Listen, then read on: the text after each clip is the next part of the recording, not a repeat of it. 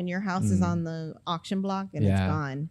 So in the foreclosure process, what rights do lenders have and what rights do the client has or customer has? So the borrower doesn't have much rights, really. Because they don't really own it yet. They just... Right. Well, not so much because of ownership, but because of the fact that they've already defaulted. Once you've defaulted, unless the lender is wrong and didn't take care of their records correctly, and you really did make the payment, you really have no argument against the foreclosure necessarily. Right? I see. In a foreclosure, how's the auction period look like? What is that? How's that like? Well, it's a 21-day notice. So that's a part of it's a default, then acceleration, and then the foreclosure notice.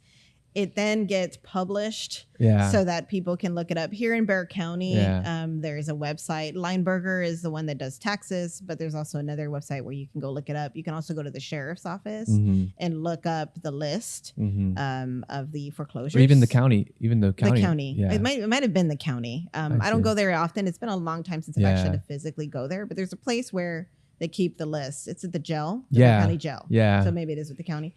And so you could look up to see if the house is listed. Wow. The borrower should also be getting a notice too. So they shouldn't be completely clueless that it's coming. So they get a default notice and then either pay up or get out. Right.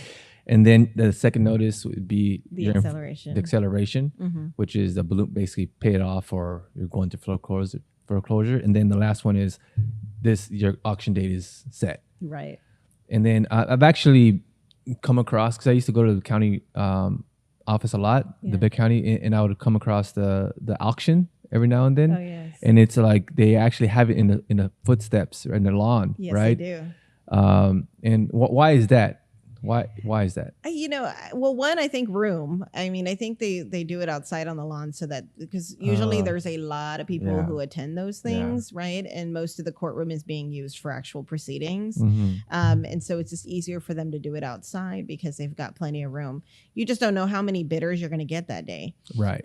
At the auctions is where you're going to see all the investors, which I know we've all heard of, right? Investing is its own, way of making money now. Right.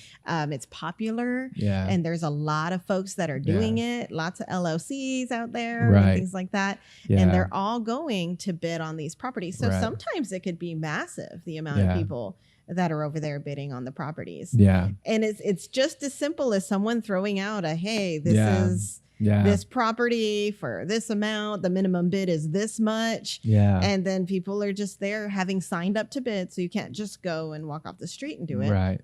Having signed up to bid, they raise their hand and go this much, this much, this much. So it's just like an auction. Yeah.